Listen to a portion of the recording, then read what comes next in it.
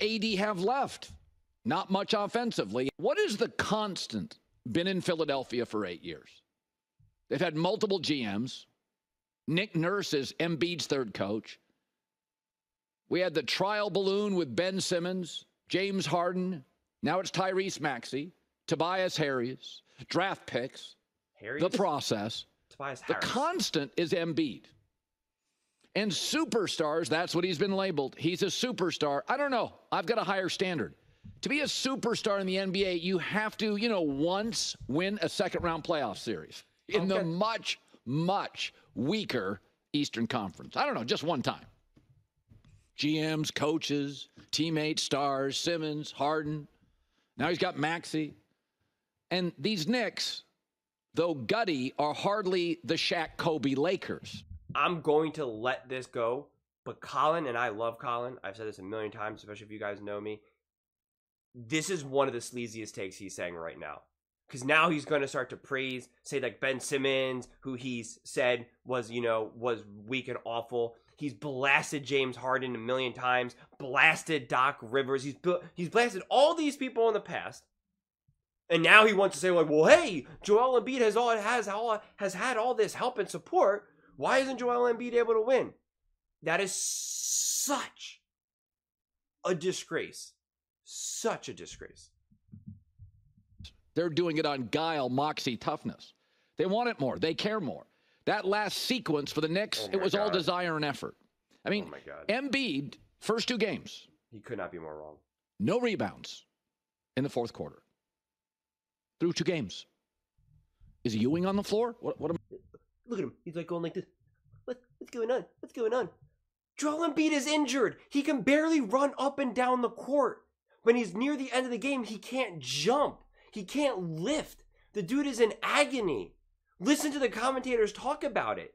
That's the problem. They even showed the one replay. I doubt he actually even watched the game because you could see when he was trying to run back on a breakaway, he could barely get there. He is gutting this out.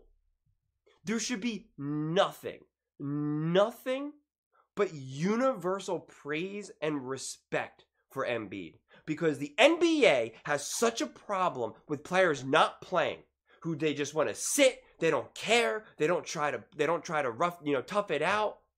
Just filled with players who sit out, who are crybabies, who want to be traded to a different team, whether it be James Harden, KD, LeBron James, Kawhi Leonard, all of these players. But Joel Embiid sticks it out with the Sixers. Doesn't force himself to get a new coach or a new player.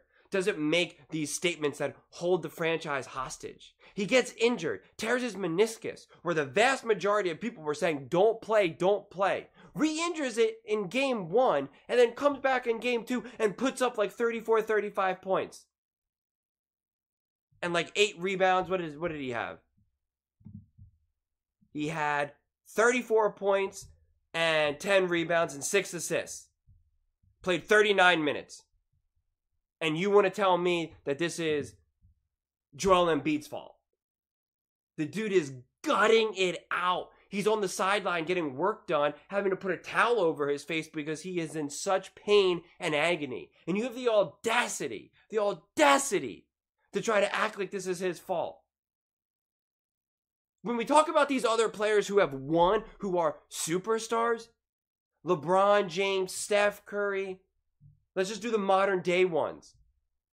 Who did LeBron James have when he finally won? Dwayne Wade, Chris Bosh. KD had Steph Curry, Klay Thompson, Draymond Green. And Steph Curry had Klay Thompson, Draymond Green, KD, Steve Kerr. Like, what are we talking about right now? And then the previous clip, because a lot of people love to compare Jokic to Embiid, which is absurd to me. But honestly, a lot of the hate of the Jokic fans on Embiid makes no sense to me. And a lot of the Embiid fans who hate on Jokic makes no sense to me. I like them both. I'm very neutral in that regard. But this idea to please tell me the equivalent, because he just went on a whole rant, Colin, about how good the Denver Nuggets are and that team is, and how good the other players are around them. Jamal Murray, Aaron Gordon, Michael Porter Jr., all these players who are stepping up both offensively and defensively. And you're now going to blame, and you're now going to put this on Embiid being the constant because he had to put up with Ben Simmons. You guys can't name other players that the Sixers have had. The only people that people really can name is Ben Simmons, and they want to talk about Jimmy Butler. He had Jimmy Butler for not even a full season, for one set of the playoffs, and Jimmy Butler played not good. He averaged lower than his regular season. He averaged like under 19 points a game when he's usually a 20-plus point game a player. So he did not rise to the occasion there. But I guess it's also Embiid's fault. Embiid is also injury prone, which sucks. It's unfortunate. But did we hold Grant Hill's feet to the fire for getting injured? No. So then why do we hold Embiid's feet to the fire for getting injured? The dude is gutting it out. And we just want to keep ripping him apart and tearing him down. You could see him barely able to move up and down the court, and yet he's still playing, putting in 40 minutes a game, doing everything he can. Laying out. The dude is laying out that he is injured, and yet he is still diving all over the place.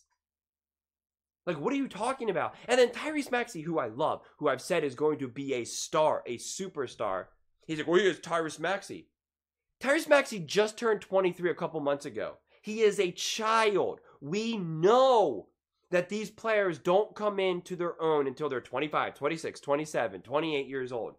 So we want Maxey to be better and achieve higher results than LeBron James, Steph Curry, Kevin Durant. Like, what are we saying here?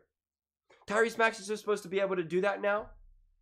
Because yes, Tyrese Maxey made some mistakes. He passed up the ball at the end of the game, which he shouldn't have. He should have shot. But the dude is 23 years old. It's the same reason why we give SGA and Anthony Edwards the grace of not having success early on in their career. And how it's okay that they're just starting to truly pick up. Because they're getting older. So just because we want to bash Embiid in this moment means we're going to elevate these other players suddenly. Ben Simmons all of a sudden is a god. When literally Colin said a few years ago, get rid of Ben Simmons, I heard, because Colin has all these insider tips, insider people. I heard Ben Simmons doesn't really care about basketball. He cares more about the lifestyle and the money and being a celebrity dating Kardashians. Okay, so you know that to be true based off of your own insider knowledge. And now you're going to say, well, why didn't he win with Ben Simmons? Why doesn't he win with a 22-year-old Tyrese Maxey? Why didn't he win with Doc Rivers? I don't know. Maybe because Doc Rivers' stock has been plummeting for the last decade. So it's just absurd. It's absurd to put all of this. If you want to talk about the Lakers, the Sixers organization, I'm okay with that. Totally okay with that. But come on.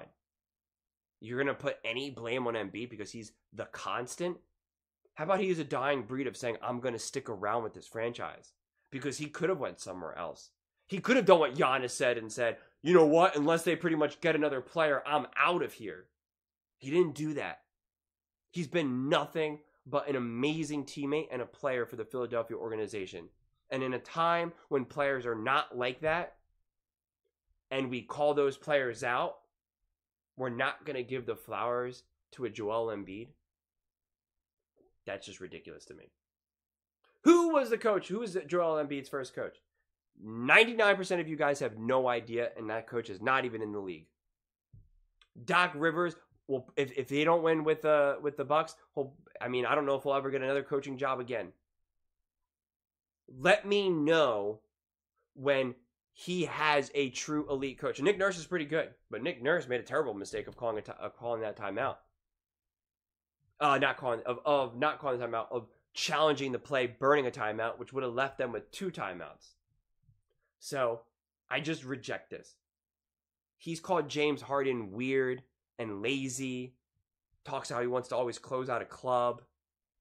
How he's a no-show in the playoffs. And now he wants to elevate him as a superstar at this time and saying, well, why didn't he win with Embiid? Embiid put up huge numbers. And the Sixers lost. And you want to put that on Embiid. It just doesn't make sense to me. It really, really doesn't. And I find the inconsistency absurd. Truly, truly absurd. But those are just my thoughts. I would absolutely love to hear yours. What do you think about the 76ers versus the Knicks series, and about Joel Embiid, and how this is all unfolding? Let me know in the comments below. I read every single comment. So whether you agree with me or disagree with me, either way, let's get in some discussions. Let's get in some fights. But ultimately, let's just have some fun. And please do consider subscribing. We are building an amazing community here, and I would absolutely love to see you part of it.